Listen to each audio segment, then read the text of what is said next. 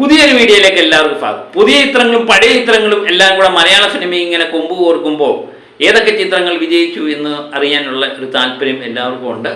അതിലെ ഒന്നാണ് നരിവേട്ട എന്ന ചിത്രം. നരിവേട്ട അനുരാജ് മനോഹർ ടൊവിനോ കൂട്ടുകെട്ടിലിറങ്ങിയ നരിവേട്ട മികച്ച അഭിപ്രായം നേടി തിയേറ്ററിൽ മുന്നേറുന്ന കാഴ്ചയാണ് നമ്മൾ കാണുന്നത്.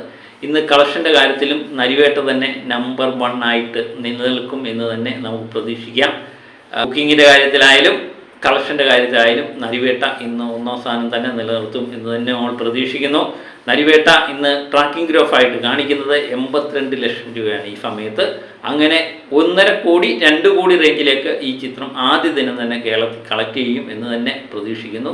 അപ്പോൾ ടൊവിനോയുടെ ചിത്രം ആദ്യത്തെ ദിവസം തന്നെ മികച്ച പ്രതികരണം നേടി മികച്ച കളക്ഷൻ നേടി 1ാം സ്ഥാനത്ത് നിലനിർത്തുന്നു എന്ന് തന്നെയാണ് നമുക്ക് അറിയാൻ പറ്റുന്നത്. വേൾഡ് വൈഡായിട്ട് നമ്മൾ പ്രതീക്ഷിക്കുന്നത് 3 കോടിക്ക് മുകളിലുള്ള ഒരു തുക തന്നെ വേൾഡ് വൈഡായിട്ടും ഈ ചിത്രം പ്രതീക്ഷിക്കുന്നുണ്ട്.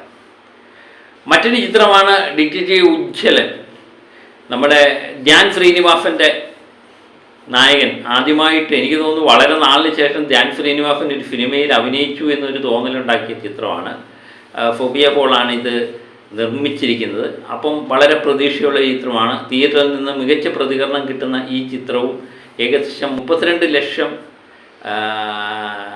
ട്രാക്കിംഗ് കളക്ഷൻ ഗ്രോഫ് കാണിക്കുന്നുണ്ട്. അപ്പോൾ ഈ ചിത്രം ഏകദേശം 70-80 കോടി 80 ലക്ഷം കോടിയുടെ കണക്കാണ് വരുന്നത്. 70-80 ലക്ഷം റേഞ്ചിൽ ഇന്ന് ഈ ചിത്രം കളക്ട് ചെയ്യുമെന്ന് തന്നെ പ്രതീക്ഷിക്കുന്നു. വേൾഡ് വൈഡായിട്ട് 1 കോടിക്ക് മുകളിലുള്ള തുകയും പ്രതീക്ഷിക്കുന്നു. അങ്ങനെ ധ്യാൻ ശ്രീനിവാസൻ്റെ വളരെ കുറച്ച് നാളിന് ശേഷമുള്ള ഒരു ചിത്രം 1 കോടിക്ക് മുകളിൽ ആദ്യ ദിനം വേൾഡ് വൈഡായിട്ട് കളക്ട് ചെയ്യുന്നു എന്നുള്ള സന്തോഷകരമായൊരു വാർത്തയും ഇതിന് പിമ്പിലുണ്ട്. മറ്റൊരു ചിത്രമാണ് ആസാദി എന്ന് പറയുന്ന ചിത്രം. ആസാദി ശ്രീനാഥ് പാഫി നായകനായിട്ട് വരുന്ന ആ ചിത്രവും ഏകദേശം 4 ലക്ഷം രൂപ ട്രാക്കിംഗ് ഗ്രോഫായിട്ട് കാണിക്കുന്നുണ്ട്. അപ്പോൾ 10 ലക്ഷം 8-10 ലക്ഷം റേഞ്ചിൽ ഈ ചിത്രം കളക്ട് ചെയ്യും എന്ന് തന്നെ പ്രതീക്ഷിക്കാം. ഈ ചിത്രങ്ങളുടെ ഇടയിൽ ഈ ആസാദിയെ പോലുള്ളൊരു ചിത്രം ഇത് കളക്ട് ചെയ്യുന്നതെന്ന് പറഞ്ഞാൽ വരും ദിവസങ്ങളിൽ മികച്ച പ്രതികരണം നേടിയ ചിത്രമാണ് ഈ ചിത്രം. കാര്യം പല ട്വിസ്റ്റുകളും ഈ ചിത്രത്തിൽ ഒളിഞ്ഞു കിടപ്പുണ്ട്. അപ്പം പ്രേക്ഷകരുടെ പിന്തുണ വരും ദിവസങ്ങളിൽ നേടും എന്ന് തന്നെ നമ്മൾ പ്രതീക്ഷിക്കുന്നു. അപ്പോൾ 4 ലക്ഷം ട്രാക്കിംഗ് ഗ്രോഫ് ആദ്യ ദിവസം തന്നെ നേടിയ ചിത്രം 10 ലക്ഷമാണ് ഇന്നത്തെ കളക്ഷൻ പ്രതീക്ഷിക്കുന്നത്. And family, Prince and family പഴയ ചിത്രം തിയേറ്ററിൽ ഓടിക്കൊണ്ടിരിക്കുന്നു. പുതിയ ചിത്രത്തിൻ്റെ വരവോടെ പ്രിൻസിന് ചെറിയ കോട്ടം തട്ടിയിട്ടുണ്ടെങ്കിലും കളക്ഷൻ നമ്മൾ നോക്കുമ്പോൾ 24 ലക്ഷം ട്രാക്കിംഗ് ഗ്രോഫാണ് കാണിക്കുന്നത്. അങ്ങനെയെങ്കിൽ ഈ ചിത്രം ഇന്ന് ഏകദേശം 40 ലക്ഷം റേഞ്ചിൽ തന്നെ ഇന്ന് കളക്ട് ചെയ്യാനുള്ള സാധ്യതയുണ്ട്. അങ്ങനെയെങ്കിൽ 14 കോടിയിലേക്ക് കേരള കളക്ഷൻ എത്തുന്നു. വേൾഡ് വൈഡായിട്ട് 19 കോടിയിലേക്ക് ഈ ചിത്രം എത്തുന്നു എന്ന് തന്നെയാണ് നമ്മൾ മനസ്സിലാക്കുന്നത്. 19 കോടിക്ക് മുകളിൽ ഈ ചിത്രവും എത്തുന്നു. അങ്ങനെ ദിലീപിൻ്റെ ചിത്രം വിജയ ചിത്രമാകാനുള്ള സാധ്യതയിലേക്ക് വിരൽ ചൂണ്ടുന്നു.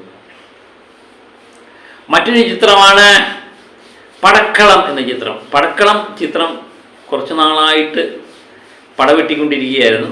ആ പടക്കളം എന്ന ചിത്രം ഇന്ന് 15 ലക്ഷം ട്രാക്കിംഗ് ഗ്രോഫാണ് കാണിക്കുന്നത്. മറ്റ് ചിത്രങ്ങൾ വന്നപ്പോൾ ഇതിനൊരു ഇടിവ് നേരിട്ടു. എല്ലാ ചിത്രങ്ങളും പഴയ ചിത്രങ്ങൾക്കെല്ലാം തന്നെ ഒരു ഇടിവ് നേരിടാനുള്ളൊരു കാരണം തിയേറ്ററിൻ്റെ എണ്ണം കുറയുന്നു, ഷോയുടെ എണ്ണം കുറയുന്നു. അപ്പം സ്വാഭാവികമായിട്ട് കളക്ഷനിലും ഇടിവ് നേരിടും.